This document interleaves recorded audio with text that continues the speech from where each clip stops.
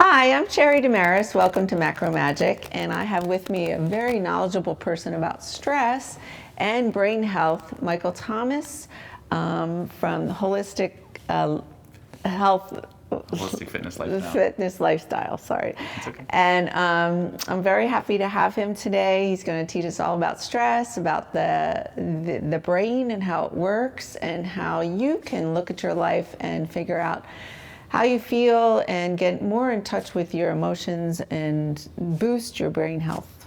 So welcome to the show. Thank you so much for having me, Sherry. It's my pleasure to be here. Oh, great. And do you want to tell me a little bit about stress? We've been talking a lot about all the work that you do, and it's fascinating. Thank you. So the stress response is normal to the human experience, right? But it's also normal to all of the other organisms on our planet in some way, shape, or form. We just have a more complex version of it.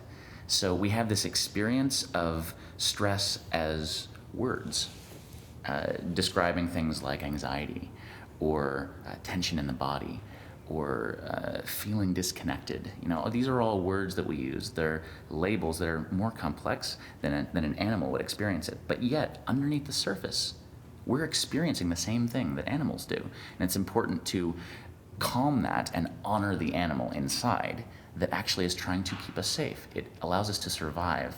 And when we do that, it's more calm on the inside of our bodies and our minds. And it allows us to thrive because we are better when our stress system is in balance, when we are able to complete a cycle, what's called the arousal cycle in the body. And that means when we get a cue, a trigger that stresses us out, let's say it's a mean comment on Facebook or YouTube, or someone's actually holding us up at gunpoint, or God forbid, we're in a situation where there's a tiger chasing us. This is a universal human experience. Obviously, we're going to go into a fight-flight response. And if we can't manage that, if we can't get away or we can't fight, then we find ourselves in a position of what's called a freeze or collapse. It's immobilization. And this has us be unaware of our emotions and our sensations, which is adaptive. God forbid we're actually in a situation where we were being mauled by a tiger. We don't feel it. Okay, so this applies to everyday experiences like being on social media, where our primal brain is responding as if we're in that experience in terms of the stress response. It's not as extreme, but it still turns off our capacity to thrive, to use our cerebral cortex and be as sophisticated humans as we would be if we were balanced. And people generally feel this. I mean, they numb themselves out with lots of sugar and coffee. They go to work and they feel like it's the same old day every day. And I think they click off from their body. So the sensations in the body are going on and they're not really listening to what the body's going through. It could be a recent death. It could be a traumatic, mother-child experience. It could be anything related to your day-to-day experience that goes into that stress mode. But I think a lot of people aren't really aware that they're still in the stress mode, and the stress mode is starting to wear their body down and make it less productive. Yes, we think of the natural aging process as for example, you could think about a baby that is so resilient. When they learn to walk and run and they fall, my dad used to joke with me, it sounds like a puddle splashing, because they're so resilient and there's so much elasticity. As they hit the ground, they're fine. Oh, whoopsie daisy, right? But over time we get more brittle. And there is less elasticity in the tissues, that's true. But what's also happening is, as we experience stress responses, when we have negative emotions, that is when our needs are not met, and so our body is stressed, letting us know that we have a need to meet. What happens is we store that in the body unless we learn to release it. And our culture has conditioned us in unconscious ways, it's not on purpose, to hold that stress in our bodies rather than release it, which we would naturally do. It's a natural thing to release that tension that's held in the body because it's completing what's called an arousal cycle. And when we have chronic stress or trauma, which is actually the same thing, just on a different end of the scale. Yeah, and I didn't realize that trauma is just deep stress. Yeah, the body will store it in the tissues until it's released, unless we block it. And this is something that happens. Children, when they're cold, for example, or they're scared, they just allow it to happen, right? But adults have a different response. We're conditioned. We learn to think that vulnerability is a weakness, that experiencing our feelings fully is somehow a flaw, and so we stop it. Oh, get it together, right? We stop the shaking. And that shaking response is actually our body releasing tension energy. Wow. So Wow. this I know that even with, we were talking before the show, if you're taking care of an elderly relative, for a couple years, which many of us do at our age, and you're thinking everything's okay, I feel okay, but I'm in the hospital taking care of this person all the time. And all of a sudden we start slowing down, or we become more rigid in our thinking, or we become more traumatized by little things. And then you realize this stress is building up. Indeed. And it's not releasing out of your body. And this brings up a really important point, especially a close family member, because our relationships are so much more powerful in terms of how our nervous systems are regulated than we can possibly accomplish on our own. Dr. Bruce Perry talks about this concept of the way that we evolved as human beings. We were in a tribal setting for most of our human history. And so in that experience, 40 adults per child was average. We had so many mentors, so many people to what's called mirroring. We have these neurons in our medial prefrontal cortex, where the third eye would be, that actually mirrors people's gestures, postures, facial expressions, tone of voice. That's how our brain develops. And based on how we develop early on, that will change how we automatically respond on a primal level to one another. And so our stress response is unconscious based on our relationships mostly. And you were talking about how important it is. We all think that we're fine being alone, being separate, living, alone and existing day to day alone, but we're not. We need other people for that specific reason. We absolutely do. It's an unfortunate common belief that we share in this culture, that we need to be independent of one another. Just think, this is something I'm taking from Dr. Bruce Perry. I love this. The American dream of having our own car and our own house and our own room, and then eventually our own screen in our own room. It's this this dream of independence, which is actually a bit what a psychologist would call dissociated. It is disconnecting from our need for one another. And it's nothing bad or wrong. It just happens to be because of how little attunement we had from parental caregivers, not because it was their fault, but because there are less resources available in a less of a tribal setting. We find ourselves wanting to be alone. And it's not because we don't need people. It's because it was so painful not to have that experience that allows us to develop properly, that we actually push people away. And we don't know that we're pushing people away, and that it's because we're terrified of what, on a body level, without language, before we could develop any memory to really recognize this, we learned that it wasn't safe to be connected with people. So this is a commonly shared cultural experience because of how it's set up now. We've invented ourselves beyond our evolutionary capacity to adapt. We can't adapt that fast. It's only been the last 10,000 years, roughly, compared to a couple 100,000 years that we've been around and evolved this way to need one another. So, as you were saying before about when we take care of one another, and it can bring up tension in our bodies and tax us, something called compassion fatigue, that has us take on the experience of the people we're connected with. If they're experiencing trauma or chronic stress, we mirror that with our mirror neurons, just like when we were developing. And so you're picking up the people's energy all the time. Exactly. Quite literally, the sound wave energy, the light photons, that energy, our brain processes it, and we feel into how we experience our own sensations based on what their body language is doing.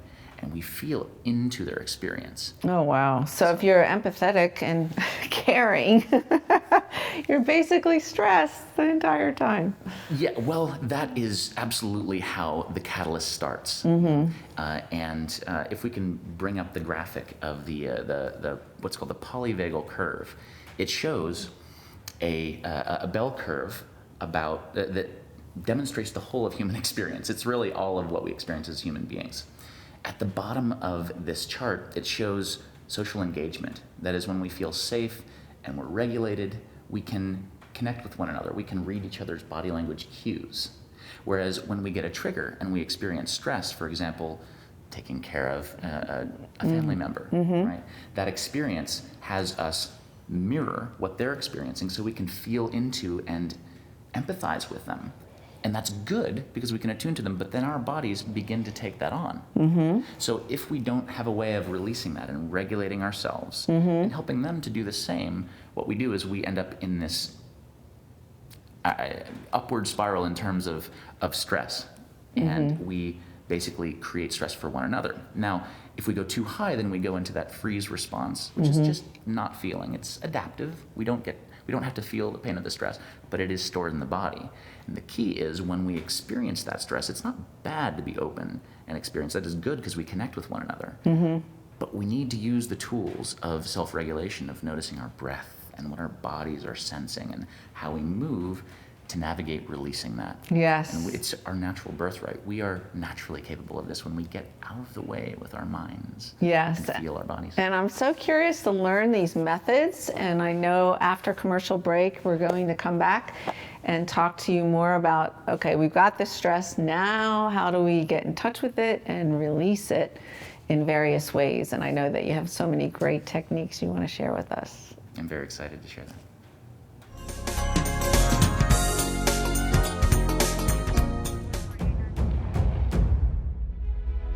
But what does it take to strengthen our service members?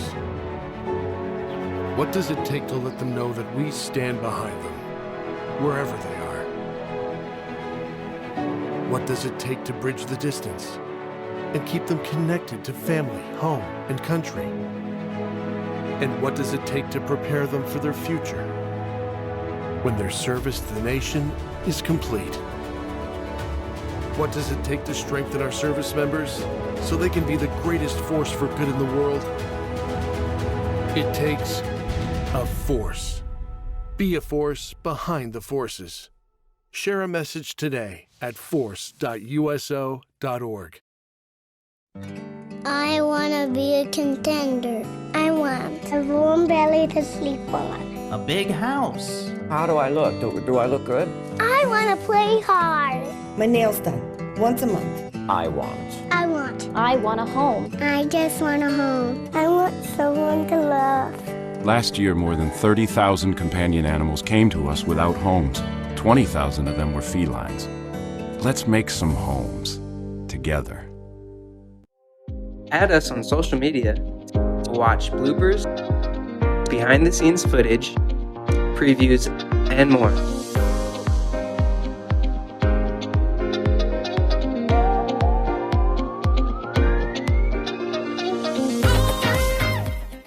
Well, the interesting thing about when I first began the TRE process is that I noticed that I felt a lot more calm, but with that came a deepened awareness. I was able to feel more into my body, deeper and deeper layers.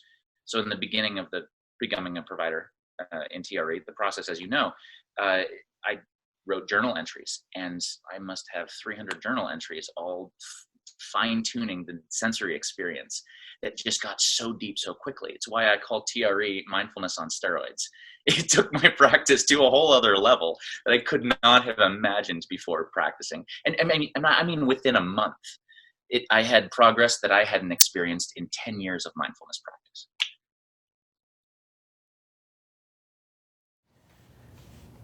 Hi, we're back with Michael Thomas, and we're talking about stress and how the body stores it, especially when you're in a high stressful situation for a long period of time.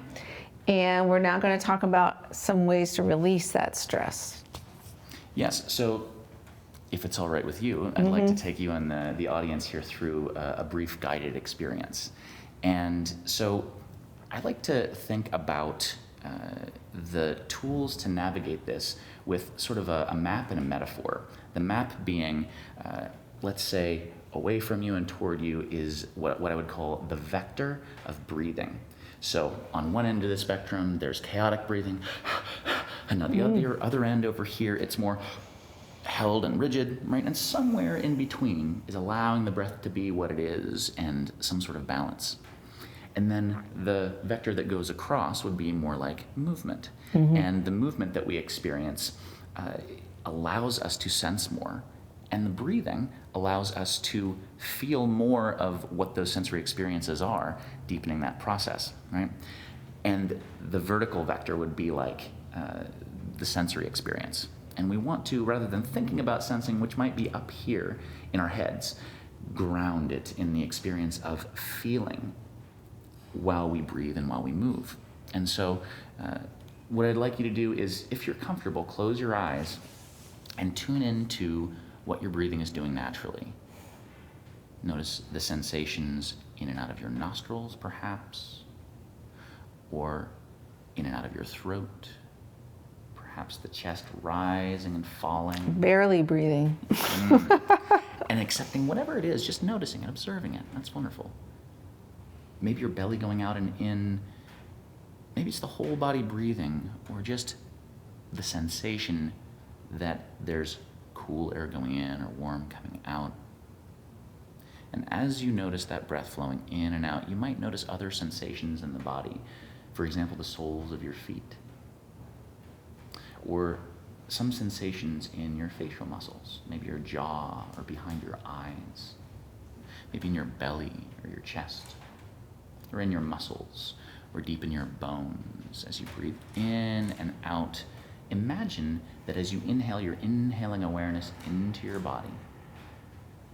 And with your mind's eye, your imagination, imagine as you exhale, you let whatever you notice flow back out through your legs and out your feet into the earth. It's like a reset. On the inhale again, allow yourself to fill with awareness.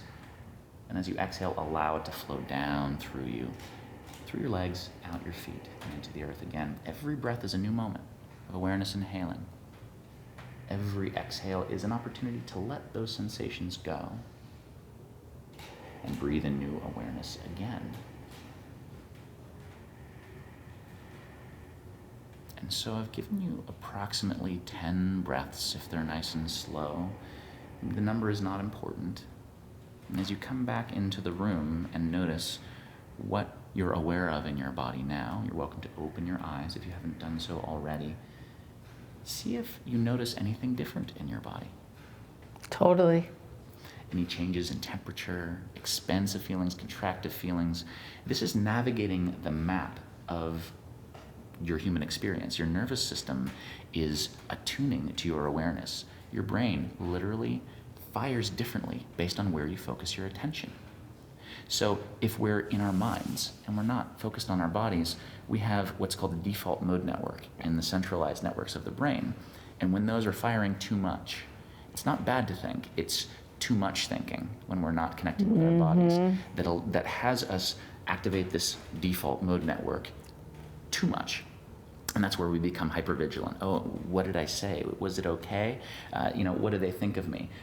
Maybe we judge someone else. These are all survival responses, actually, that show up in thinking and emotions.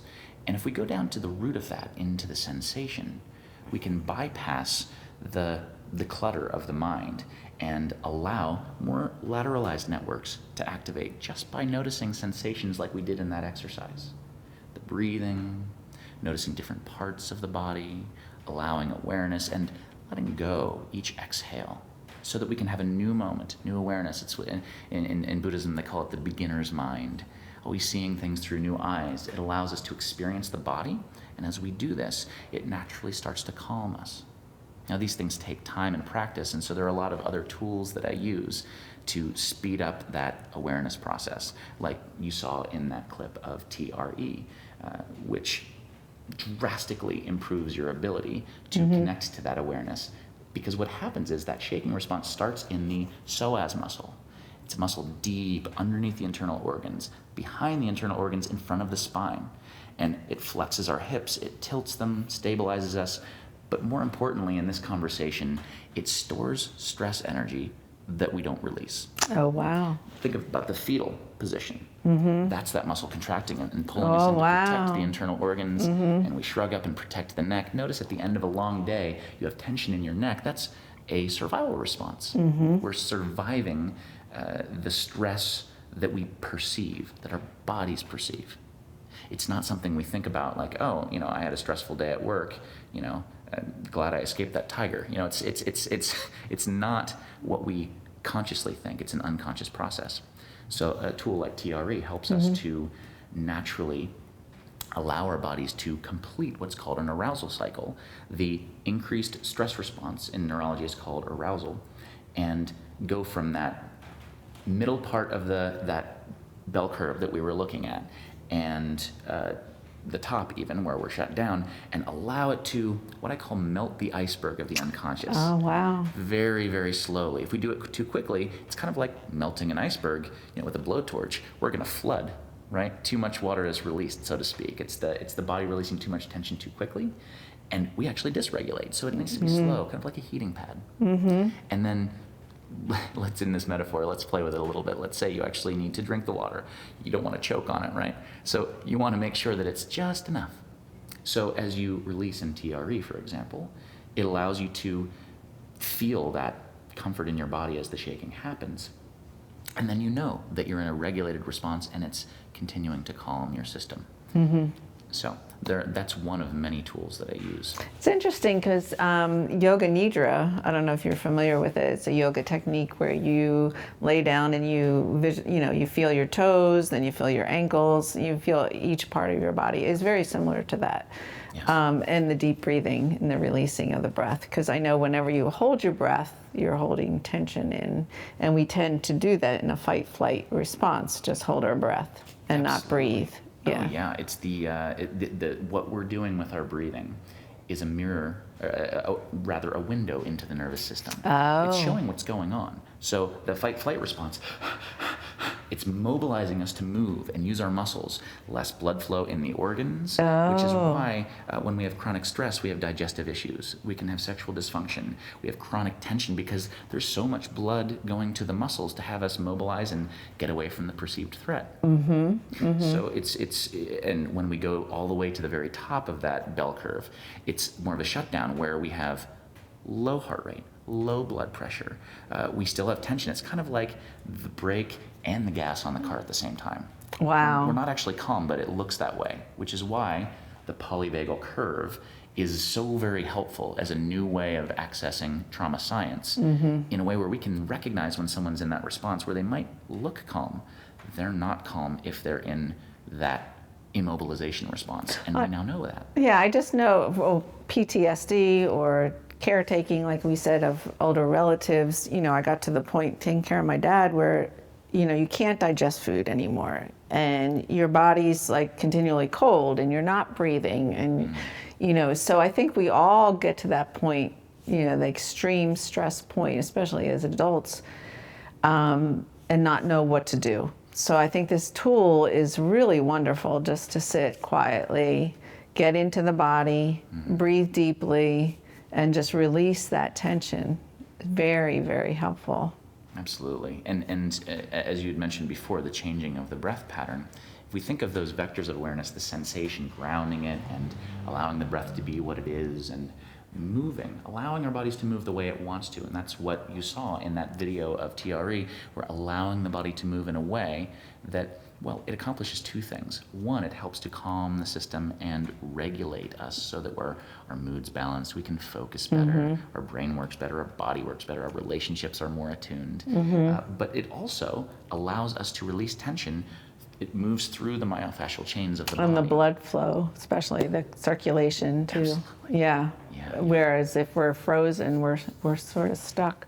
Well, you have some graphics. I know that you also teach Tai Chi. Yes, indeed. Which is a great tool for students to use. And here you are doing, I guess, one of the poses. That's right.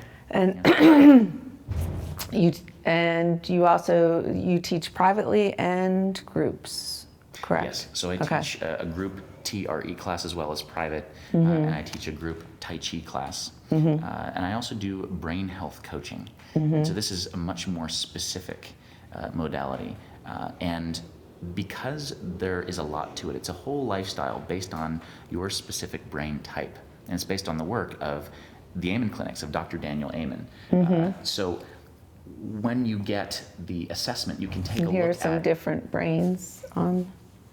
Yeah, these are all different expressions of the same symptoms, but the brain systems are showing very different patterns in what's called the SPECT scan. It measures blood flow to the brain. So sometimes it's too much activity, sometimes it's too little. And those different patterns require very different treatments. Over the last 25 years, the Amen Clinics have come up with these amazing natural as well as psychiatric treatments. So there's the surface and the active. This is what healthy brain looks like. The outside surface, the color isn't important on the surface view. It's more to show the texture, it's smooth, and that's a healthy cortex, the human part of us. And more of the primal animal part that runs the show and the stress response is what you see in the blue and red. That's the internal view. And you see lots of red, it's high activity of the cerebellum. That's the back of the brain. They call it, it means mini brain. And it helps us to regulate and communicate with the bigger part of the brain. And as you saw in that graphic there, the front part is more quiet. And when it's really, really high in activity, there's probably anxiety or mood dysregulation. There are all sorts of different things that can show up. But again, this is all a stress response that shows up in unique ways. And it's so fascinating. Your work is so fascinating because you can actually feel, or I can feel, when you go to work and you're real busy and you're real caring about how everybody's feeling in the office, and you actually feel the energy coming off your head, the front of your brain, worry, worry, worry, like nothing seems to get done, or, all these forward-thinking thoughts.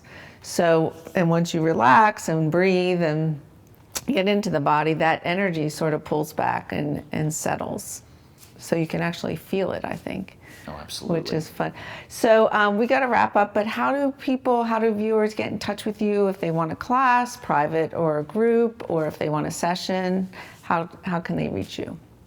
You can reach me by my phone or email, but the most effective way to get in touch with me and also look at some of the services that are listed there is on holisticfitnesslifestyle.com and also at aramidwellness.com, the wellness center where I teach the classes. Do you want to spell Aramid for our viewers? AIRMID, wellness.com. So it's actually a Gaelic name. Michael, it's been great having you. I'm going to go home and practice my deep breathing. It's been a pleasure. Thank you so much for having me on. And I think your work is really fascinating, especially for PTSD, as well as people, in everyday life that are feeling stressed, to learn more about their brain and how they can function better and actually become more whole and more integrated and not, be in a fight-flight mode all the time. Yes, yeah, that seems to be the game these days, yeah. Yes, so thanks for joining us. And we look forward to working with you and staying connected. Do you just want to mention your website again? Sure. It's holisticfitnesslifestyle.com and aramidwellness.com, AIRMID wellness.com. Thanks.